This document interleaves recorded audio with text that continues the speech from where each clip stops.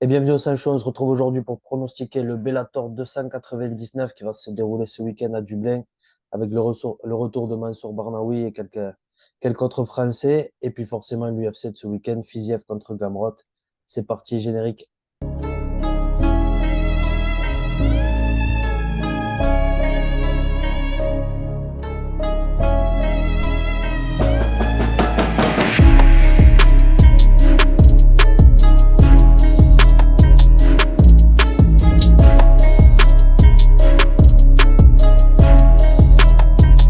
Donc Bellator 299, comme on le disait, qui va se dérouler à Dublin avec la présence de pas mal de Français. Donc notamment David Gallon, qu'on a vu combattre déjà, c'est la troisième ou quatrième fois qu'il combat pour Bellator. Il combat contre un Allemand, Attila Korkmaz. Donc David Gallon 21-8 et 2 no contest. Et Attila 13-7. Une belle opposition. David Gallon à qui on fait pas de cadeau souvent dans ses oppositions, mais il arrive quand même à s'en sortir. La dernière fois, il y avait eu, c'était un no contest, enfin un draw, ouais, son combat. On se rappelle, c'était un petit peu ce qu'on parlait dans le dernier épisode. Il y a eu un cas similaire ce week-end à l'UFC. Ouais. L'arbitre qui s'était affolé sur une soumission en pensant qu'il avait tapé ou qu'il était out, et en fait pas du tout. Ouais, il y avait ça. Juste avant, il y avait une défaite. Est-ce que tu penses qu'il peut prendre cette victoire contre cet Allemand qui lui est sur ouais, une victoire, une défaite, une victoire, une défaite sur ses 4 derniers combats? Alors, il a un très bon record, Attila, mais c'est pas le même créneau que Salah Rogers. Salah Rogers, il est vraiment, vraiment bon au sol. Très puissant, grosse lutte, bonne soumission. Euh, il avait d'ailleurs battu Ryan Hall à l'Ultimate Fighter, on s'en rappelle. Il avait battu Ryan David Hall. Gallon? Non, non, non, non, je te parle de Salah Rogers, Uh-huh. qui avait Ah oui, ouais, ouais, ouais, d'accord, excuse-moi. Ouais. ouais, c'est ça, qui avait combattu David Gallon. Et Mhm. donc, c'était un gros test quand même pour David Gallon, on est d'accord. Là, même s'il a un bon record, Attila Kormaz, c'est pas la même. Bon, ça reste un bon combattant, beaucoup de combats, beaucoup d'expérience, mais ça gagne, ça perd, ça gagne, ça perd. Ah, il avait battu quand même Alioune à l'époque en 2019. Mais bon, ouais, combat un peu plus à sa portée. Je dis pas que David Gallon il n'aurait pas pu gagner contre Sal Rogers, mais un combat un petit peu plus facile à mon avis. Euh, David Gallon qui a quand même battu Kane Moussa, qui pour moi est beaucoup plus dangereux que Attila. Donc ouais, je pense que David Gallon peut le faire. Après, je sais pas comment il va le faire. Euh, Ça risque d'être un peu serré, il risque d'être un peu plus patient vu que ce qui s'est passé au dernier combat. J'aurais bien une décision. Après, en vrai, Attila, j'ai vu que un de ses combats. Je suis pas vraiment expert en la matière pour ce combat, mais je vois bien David Gallon gagner 21-8, bien une bonne expérience. Avant cette défaite qu'il avait eue contre Daniel Skatassi, il était quand même sur 3 victoires à Bellator. C'est quand même pas rien, il faut le faire. Kane Moussa, Charlie Leary, Benjamin Brander, que des bons records. Donc, ouais, je pense qu'il peut le faire. Je pense qu'il peut le faire et je lui souhaite. J'aime bien David Gallon, j'aime bien son style de combat et j'espère qu'il le fait. En tout cas, c'est bizarre qu'il y a des gros combats comme ça sur le bas de la carte. Je sais pas pourquoi. Ouais, on le rappelle, hein, le combat ensuite qui nous intéresse, c'est Mansour et on est toujours sur les prélims. C'est Donc, ça. ouais, comme tu dis, ouais, je pense qu'ils ont privilégié, ouais, je vois beaucoup d'Irlandais ensuite sur le haut de la carte. Des Anglais, des Irlandais, ouais, Brésiliens. Ils ont dû privilégier le C'est reste. ça. Après peut-être qu'il y a, je sais pas pourquoi. Parce qu'après, il y a des combats moins. Ouais, c'est pour remplir la salle aussi d'entrée, ouais, que c'est pas À moins qu'ils changent l'ordre et que sur Tapology, ce soit possible pas aussi, ouais. updaté. Et Bellator, ils en sont capables de faire ça. Mhm. Bellator, ils en sont très fort capables de changer le truc le jour même. C'est fort possible. Mais, euh, mais en tout cas, ouais, en tout cas, beau combat quand même. Ensuite, bah, on va parler de notre poteau Mansour. Ouais, qui affronte JJ Wilson, C'est ça. qui lui est à Bellator depuis le début de sa carrière, hein, et même depuis sa début de sa carrière professionnelle en tout cas. Il est au Ouais. Bellator, donc j'imagine que le Bellator l'aime bien et quand même pari sur lui. Bon, il a quelques combats dans d'autres organisations, mais la majorité c'est Bellator. Ouais, donc il a fait 9-1, one une out. seule défaite, ouais. Contre Mansour qui revient d'une défaite, lui, c'était au tournoi contre Adam, pardon, Brent Primus. Un C'est ça. retour, ouais, un retour espéré, ouais, on va voir comment il nous revient. J'ai des bons espoirs, sachant que ouais, la dernière fois, il a quand même ouais, juste perdu à la décision contre un Brent Primus qui avait surpris. Hein. Au final, on s'attendait pas du tout à cette prestation de sa part. Un retour après pas mal d'années d'absence hein, pour Mansour. Enfin, non, quoi que non, il avait combattu juste quelques mois avant. Ouais. Euh, mais ouais, une défaite qui a fait un peu mal, j'imagine, au mental. Mais, euh, mais ouais, il devrait revenir en forme ouais, contre ce JJ Wilson. Tu crois qu'il y a un danger, ouais? Je pense Ça il a pas restait, mal de KO, ouais, j'ai vu. ça restait un combat quand même très serré. Il a perdu dans le contrôle sur les deux derniers rounds, on va dire, par rapport au contrôle de lutte, etc. JJ Wilson, c'est un striker, il va pas faire ça du tout. JJ Wilson, c'est plutôt un striker qui a des soumissions aussi au sol, mais Ouais, va essayer de soumettre Mansour, va essayer, et tu me diras comment ça marche, tu vois. Euh, pour moi, c'est pas possible. Pour moi, JJ Wilson, il prend une défaite. Je sais que Bellator, peut-être, ils veulent voir s'il peut le faire. Ils se disent, bon, on a un gamin qu'on a depuis longtemps, qu'on veut pousser en avant, donc on le met contre un gros nom comme Mansour. Et de l'autre côté, ils se disent, bon, bah, on met Mansour, et puis s'il bat notre petit poulain, ça le fait continuer à monter. Pas beaucoup d'enjeux dans les rankings pour ce combat. non, ouais. Euh, C'est mais pour ça que c'est moi, un prélim aussi, j'imagine. JJ Wilson a 26 ans, il a que 10 combats pro. Je vois pas vraiment ce qu'il peut faire. Hein. En étant honnête avec toi, je vois pas vraiment ce qu'il peut faire. C'est de loin son plus gros test. On est d'accord? Ses trois premiers combats, c'était 0-0-0. Après 4-1, 4-5. Il y a eu des 6-1, 5-1, 11-4. Gazir Mamanov, 16-4, il a perdu. Il a battu Vladimir Tokov 7-1 par split décision. Il était censé combattre Mandel Nalo, ça a été annulé. Mhm. D'ailleurs, Mandel Nalo, un très bon striker aussi, Mansour, il m'avait déjà parlé de lui. Et ouais, là, c'est Mansour Barnaoui, 25. Mais quand tu regardes le 25, c'est pas. Tu vois ce que je veux dire? C'est pas de la rigolade, le 25. On parle Ouais, vraiment de gros adversaires. Donc, Adam Piccolotti, c'est quand même un mec on the rise à Bellator, tu vois. Il a rigolé avec lui. Mansour, quand il a combattu Mhm. en Italie, tu te rappelles? Il a Ouais, ouais, combattu ouais, à Milan. Ça. c'est ça. Il a vraiment rigolé avec lui. Donc, ouais, pour moi, Mansour, il va gagner par soumission. Ce combat, il va gagner par soumission ou par KO TKO avant la fin du deuxième round. Ouais, je vois bien une soumission aussi. Ouais. Hmm. Mhm. Je pense qu'il lui fait mal. Il lui fait mal. Il est tellement unorthodoxe et tout en striking. Ouais, JJ Wilson, il pète les plombs. Il essaie d'aller chercher la lutte, essayer de le contrôler. Et il se fait attraper dans une ouais, soumission de j'imagine. Ouais, l'espace. ça. Ouais. Ouais. Avec un truc où il lui tord le dos, il lui met la main Mhm. contre dans la mâchoire, quelque chose de sale où il met des coudes et ça se finit en TKO contre la cage, quelque chose comme ça. Quelque chose de vraiment violent et dégueulasse pour JJ Wilson. Mhm. Mais en tout cas, je vois pas d'issue pour JJ Wilson de gagner. Hein. Là, je suis à 100% pour Mansour. Bien que c'est notre pote, mais sans même parler de ça, Mhm. d'un point de vue technique, je vois vraiment pas ce qu'il peut apporter à un mec comme Mansour. Après, JJ Wilson, attention, il a un grand futur, hein. Surtout à Bellator, il l'aime bien et tout, tu vois, ils l'ont bien construit. Mais pour moi, c'est trop tôt, c'est pas possible. C'est Mhm. pas possible. C'est un mur qu'il a devant lui. Les cotes, ouais, qui sont pour Mansour aussi, hein, 1,36 Ouais, et 3 du côté de JJ. Donc, ouais, les bookmakers sont assez d'accord. ouais. Juste après, dans la soirée, il y a Grégory Baben aussi qui combat Charlie Ward. Charlie Ward qui lui est sur deux défaites d'affilée et Grégory Baben sur sept victoires. Est-ce que tu crois que c'est un adversaire à la portée de Grégory Baben, ouais, qui va continuer sa série?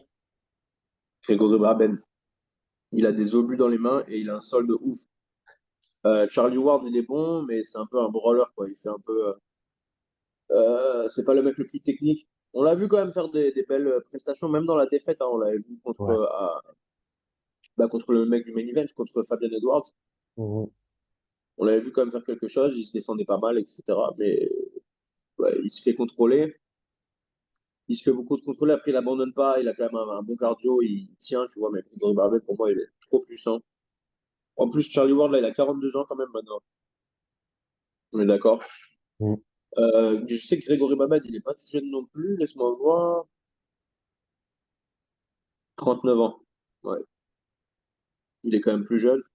Il était censé combattre Cal Stewart. Il a battu Bogdan Kamachnaknakbekmrezbreborov en 40 secondes. Et il a gagné contre Mike Shipman au Bellator en 1 minute. On se rappelle, c'est l'exploit de l'espace qu'il a mis en 2022.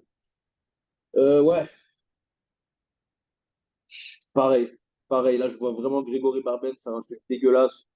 Soit un KO avec un gros crochet, et ça se finit au sol et il finit avec un TKO au sol, ou soit une soumission de l'espace. On sait qu'il a il a des bonnes clés de jambes aussi, Grégory Babel. Mm. Il a vraiment des belles soumissions. Il est un des mecs les plus dangereux au sol de France. J'en entends ces prouesses de tout le monde. Des gens qui se connaissent pas, qui entre eux, qui me disent la même chose. Donc c'est comme ça que tu sais que c'est vrai, quoi. Ouais, vraiment bon, Grégory Babel. Et moi, je suis fan de lui. J'aime bien regarder combattre. Là, il est quand même sur une, deux, 3, 4, 5, 6, 7 victoires d'affilée. La dernière fois qu'il a perdu, c'était en 2013. Donc il n'a pas perdu en 10 ans, tu vois. Ouais, c'est beau. Quand même impressionnant. Et c'est pas des combats. Il prend des gros combats, quoi. Il prend des combats au M1, au Bellator, à Arès, je veux dire, à Hexagone. C'est des gros combats qu'il prend. Donc, ouais. Ouais, à fond pour Grégory Babel, moi, Mhm. par soumission aussi. Ça va être un peu le même profil que Mansour. Ça va juste être un peu plus lent, on va dire. Parce que bien sûr, c'est des middleweight. Mais à peu près le même profil. Ok. Et quels autres combats? On a Romain Desbiens contre Nicolo Soli. Je sais pas si tu connais. Romain Desbiens qui est 9-4, Nicolo Soli 4-1 en italien. Ouais, C'est je son suis deuxième confus. combat à Bellator pour Romain. Juste avant, il combattait à Hexagon MMA. Je suis Je confus t'avoue que je par connais l'ordre, pas trop. tu vois. Ouais, ouais, ouais. Plus tard, on a Noah Guignon contre Mark Owen qui sont 4-0. Noah qui est français aussi. Mais qui sont 4-0 Ouais, première fois à Bellator. Et ils sont plus hauts dans la carte. comme Après, ça. ouais, j'imagine que niveau prélim, c'est un peu dans le désordre là. Ça doit pas être le vrai ordre. Ouais, parce que ça n'a pas de sens. Enfin, si c'est comme Une carte ça prélim qui n'a est pas de sens. énorme hein, d'ailleurs. Les combats qu'il y a à Comment? la prélim, et la carte prélim, elle est énorme. Il y a Ouais. 1, 2, 3, 4, 5, 6. Ouais, j'ai 19 combats ouais, sur la prélim. Ouais. Après, sur la main card, on peut en parler rapidement. Sabah Mhm, Omassi qui revient. Toujours un plaisir de voir combattre. Il est super violent. Mats Burnell, un mec avec qui je m'entraîne avec son couture, vraiment, vraiment très, très fort au sol, mec. Très fort. Très belle boxe en dirty boxing contre la cage. mhm. C'est un bourbier, le truc. C'est un bordel. Je Le le vois mec qui niquer tout. l'affronte, Daniel Weichel, là, Ouais. 42-14, voilà le record aussi. 42-14. Une légende du MMA européen. Mhm. Daniel Weichel, il a combattu de partout. 42-14. Compliqué. Ça va être un combat de fou. Deux mecs très expérimentés. On verra ce qu'ils peuvent faire. Bah, il a perdu contre des mecs que Mads il a gagné. Il a gagné contre des mecs que Mads il a perdu. Tu vois, donc c'est vraiment, on sait pas ce qui va se passer, quoi. On sait vraiment pas ce qui va se passer. Aaron Pico aussi, tu connais, non? Contre Pedro Carvalho. Aaron Pico, très, très, très, très bon striker. Bon boxeur. Il avait gagné les Golden Gloves, championnat d'Amérique amateur. Grosse lutte. Ouais, je l'avais déjà rencontré il y a quelques années quand je faisais une compétition de Jiu-Jitsu. Je faisais la sèche dans un sauna et lui, on avait parlé pendant 1 heure. Et ouais, vraiment impressionnant. Je l'ai déjà vu plusieurs de ses combats. Je l'ai vu combattre live aussi. Il frappe très fort au corps. Il a une lutte de ouf. Un des meilleurs lutteurs d'Amérique qui devait aller aux Jeux Olympiques d'ailleurs. Je sais plus ce qui s'est passé. Je crois qu'il s'est blessé l'année où il devait y aller ou quelque chose comme ça. Pedro Carvalho, un grand striker. Euh, mais Pedro Carvalho, il a des nuits off des fois, tu vois. Des fois, il sort et on dirait qu'il n'a pas envie. Malgré ses capacités, ses skills qui sont extraordinaires, des fois, il sort et il perd, tu vois. Donc, on verra ce qu'il peut faire. Il a perdu contre J.J. Wilson, d'ailleurs, en Grand and Pan en round 2. Donc, ouais. Ouais, en tout cas, moi, je suis à fond pour Aaron. J'adore le voir combattre, je suis fan de lui. Et Pedro Carvalho avait battu Mads Burnell en plus. Donc j'ai bien envie de le voir perdre euh, contre Aaron Pico. J'espère vraiment qu'Aaron Pico le fasse. Ensuite, le main event, on a Johnny Eblen contre Fabian Edwards. Donc, Johnny Eblen, lui, il a un cardio de malade. Franchement, je l'avais vu combattre avec Mansour quand on était parti à Bellator en février en Californie. Un très beau combat qu'il avait fait contre un mec qui était 19-1, 18-1, quelque chose comme ça. Il l'a mis, mais à la misère avec sa cardio. Il a poussé une pace incroyable. Fabien Edwards qui s'améliore de plus en plus, mais lui, des fois, lui aussi, il a des performances qui parfois laissent un peu à désirer contre Charlie Ward. Tu vois, moi, j'aurais bien voulu voir un beau finish contre Charlie Ward. Maintenant, il fait une décision, tu vois, ça galère, ça se fait take it down, ça se fait ramener au sol, etc. Après, il revient contre Gegard Moussassi et il le sort avec une très belle décision unanime. Il a vraiment dominé. Mais Moussassi, on le voit un peu en fin de carrière, il a plus trop envie, tu vois, j'ai l'impression. Donc on verra là, c'est un gros point d'interrogation. En tout cas, moi j'ai Johnny Eblen. Moi je pense qu'il le fait. Peut-être faire un combiné en pari, le mettre dans un lock pour un parlay, parce qu'il va être favori de ouf. Tu peux me dire les codes, s'il te plaît? Pour Ouais, Eblen? il est à 1,30 et il fait même pas 1,15 et 4 pour Fabian Edwards. Donc ouais, C'est ça, ouais, c'est ça. c'est chaud. C'est chaud Après, pour si Fabian. Edwards il le fait, qu'il chope la ceinture du Bellator et que son frère il a la ceinture de l'UFC, ce serait magnifique quand Mm. Ouais, pourquoi pas mettre un petit billet, ouais, c'est pas cher payé, ça peut rapporter. même. Ouais, c'est ça, ouais. Mm. C'est ça. Bon, après, on a fait le tour de cette carte, tu vois, on passe à l'UFC. Ouais, ouais, une UFC donc qui aura lieu à Vegas, hein, y a pas de ville spéciale, c'est juste un Fight Night. Qui aura pour main event Raphaël Fiziev contre Mateusz Gamrot. Là, c'est Fiziev qui est légèrement favori à 1,72 et Gamrot à 2,07. Fiziev qui revient de sa défaite contre Justin Gaethje et Gamrot qui avait gagné son dernier combat contre Jalen Turner. Ouais, il avait perdu juste avant contre Beneil Dariush, gagné contre Arman Tsarukyan.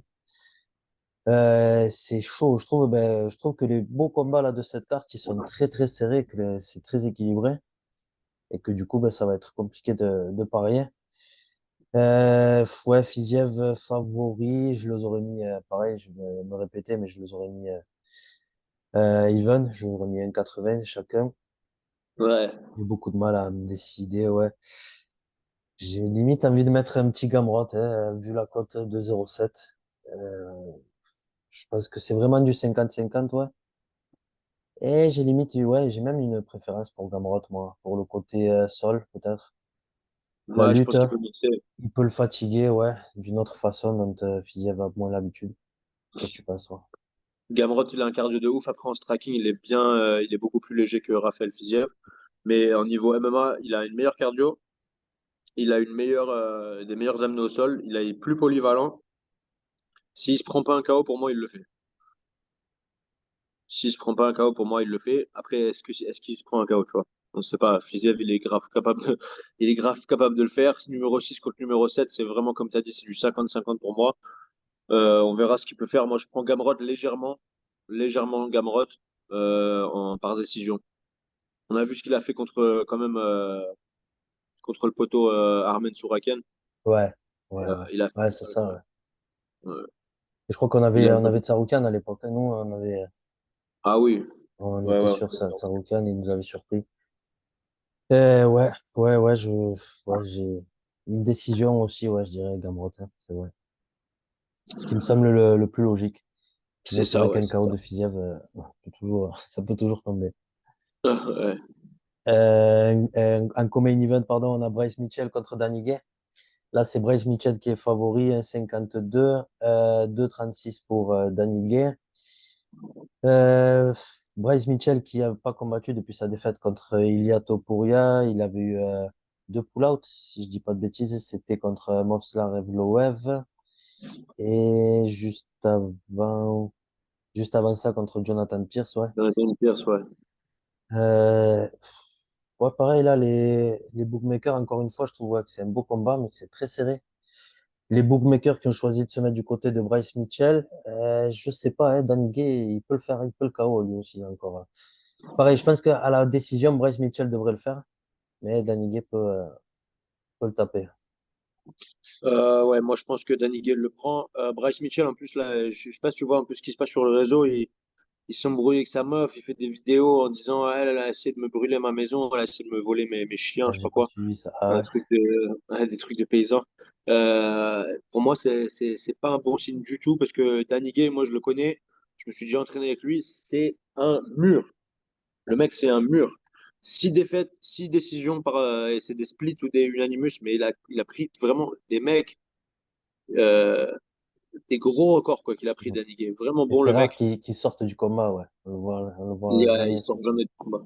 Même contre Moslar Evloev, il avait pris trois Ouais. défaites d'affilée par décision. Chang Sun-Jung, Korean Zombie, Josh Emmett. Josh Emmett, pour moi, il avait gagné. Et Moslar, il avait perdu. Mais ouais, même le combat de Moslar, il a jamais abandonné. Il a toujours essayé. Après, il s'est vraiment fait lutter à mal. Mais bon, après, il revient contre Damon Jackson. Il le sort avec un KO au deuxième round. Et il bat Nate Landwehr par décision. On sait comment c'est compliqué, comment Nate Landwehr, il est dur au mal aussi. Euh, ouais.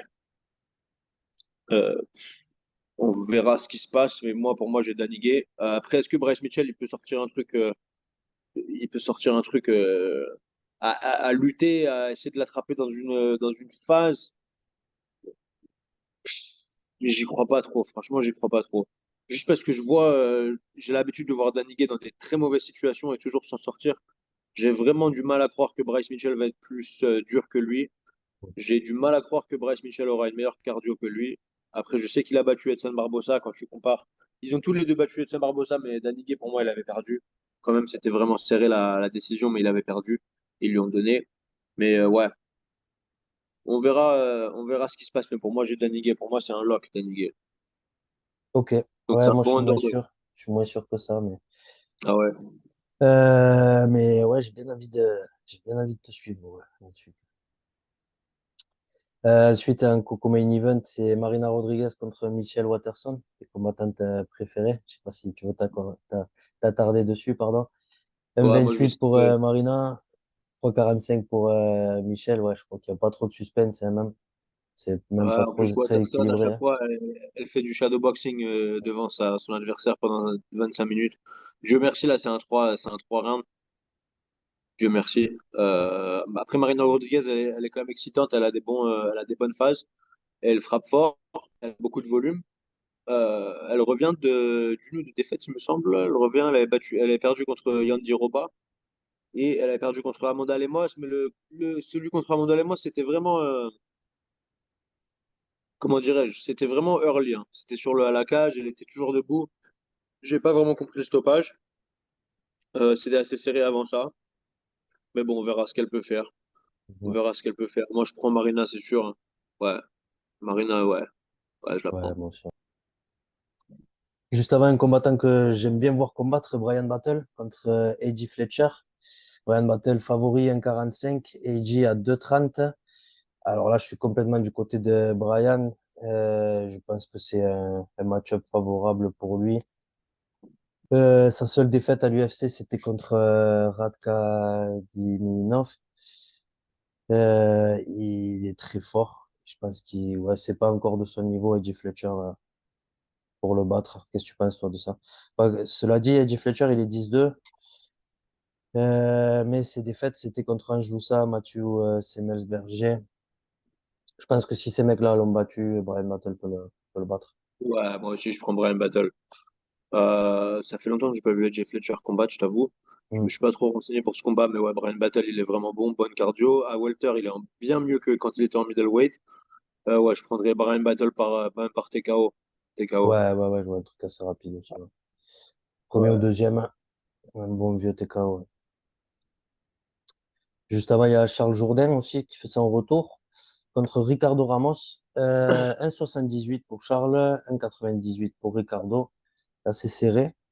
16-4 comme record pour Ricardo, 14-6 pour Charles Jourdain.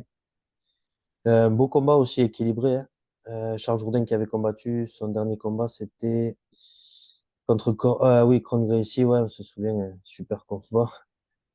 Et, euh, et pardon, Ricardo Ramos qui avait battu Dani Chavez, un petit KO. C'est ça. Qu'est-ce que tu prédis, toi, pour ce combat? Je suis obligé de prendre Charles Jourdain. C'est pas un combat facile après, hein. J'ai envie de te Non, dire, c'est pas non, un non, non, combat ouais, facile. Ricardo Lamos, à peu près, ouais. Donc, ils ont, tous les deux, dans leurs 5 derniers combats, ils ont 2 défaites, 3 victoires. Il a perdu contre Zubair et Tugugov. C'est pas un très bon look, ça, parce que Zubaira, il perd pas mal. Euh, il a gagné contre David Chavez, mais Danny Chavez, il était plutôt en fin de carrière. Je le sais de source personnelle, il s'entraînait plus autant. La victoire contre Kron Gracie de Charles Jourdain, ça veut pas non plus dire ouais. grand-chose non plus, parce que c'était un combattant qu'on n'avait pas vu depuis 3 4 ans, tu vois. Mm. On savait pas vraiment dans quel état il était, et puis il était dans un mauvais état. Ça se voyait qu'il avait pas fait trop de striking. Il était vraiment que en mode sol, mais Ouais, sans lutte. Donc bon, il a fait ce qu'il fallait faire, mais quand même, ça, on peut ouais, pas ça vraiment prouve rien. Ouais. Mm. prendre beaucoup de ce combat. Donc il y a un gros point d'interrogation. Je vais prendre Charles Jourdain. Je vais prendre Charles Jourdain juste parce que j'ai déjà vu Ricardo sortir un peu du combat par moment. Je vais prendre Charles Jourdain parce que je sais que Charles Jourdain il sort jamais. Je vais prendre Charles Jourdain par décision. Par décision. Je vois peut-être quelque chose un peu comme quand il avait affronté. Euh, comment il s'appelle déjà? Je vais regarder. Comme quand il avait affronté euh, André Yul. La Mm. même, quoi, où ça se Ah finissait ouais, avec le ouais. Spartan Kick à la fin. Je vois un Mhm. combat un peu comme ça. Ouais. Ouais, je suis d'accord. Ensuite, on passe à la prélim, Il n'y a pas grand-chose. qui est pas ouf, Je hein. sais pas Ouais. si tu... Ouais, Un nom on un va peu faire connu, il y en a Tim Means voler contre André Fialho. Ça risque d'être un peu de la suspense. dernière chance, hein, Parce que pour l'un ouais, comme l'autre. ouais. J'espère que ça devrait le faire pour André Fialho. Au début, j'étais très hypé par lui et c'est vrai que c'est sur ces trois derniers Ouais, combats là, ces trois défaites.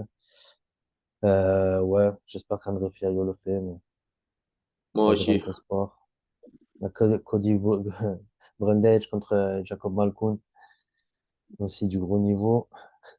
Mohamed Ousmane aussi, ouais, le frère à Kamaru Ouais. contre Jake Collier. Ouais, Jake Ouais. Collier aussi qui est pas mauvais pour un poids lourd. Ah, il avait Ça va perdu être, contre le ça va être Fou Panda, serré. tu te rappelles? Ouais, ouais, ouais, ouais. Ouais. Et là, les cotes, plus 50. Ah, il est quand même favori, Mohamed Ousmane. Euh, Pas de beaucoup, mais ouais. Ouais, Anna puis je crois que Golgi c'est. qui, Ouais, contre Mizukino. Anna Golgi qui revient à l'UFC. Ouais, moi, pour moi, on a fait le tour à la prélim, c'est pas. Ouais, je pense aussi, ouais. Ouais. Je suis plutôt hypé par le Bellator, par rapport à Mansour, par rapport à Hmm, Grégory Babel, par rapport au Common Event aussi. ouais. Gamrot Fiziev, c'est un événement de ouf. Danny Bryce Mitchell, mais après, le reste de la carte, je suis pas de ouf. Charles Jourdain qui revient, c'est bien, mais il y a que 4 combats qui m'intéressent, moi, Ouais, non, c'est pas dingue. Je Après, par préfère. contre, les combats qui nous intéressent, ils sont vraiment lourds. Ouais, ouais, ouais, et encore une fois, c'est très, très serré, ouais. Ouais. Des beaux Bon, match-up. Hmm, on a fait le tour de l'événement, je pense. Il y a des bons petits paris à faire. Laissez-nous dire dans les commentaires ce que vous faites. ouais. Donnez-nous votre opinion. Peut-être un Et prochain adversaire à Benoît Saint-Denis, à Fiziev et Gamrot. Il va falloir ouais, surveiller ça de près. ça c'est vrai. Ça c'est vrai. Et voilà, je crois que c'est tout pour cet épisode. Merci de nous suivre. Merci d'avoir regardé. Abonnez-vous, likez, commentez. Portez-vous bien et à la prochaine.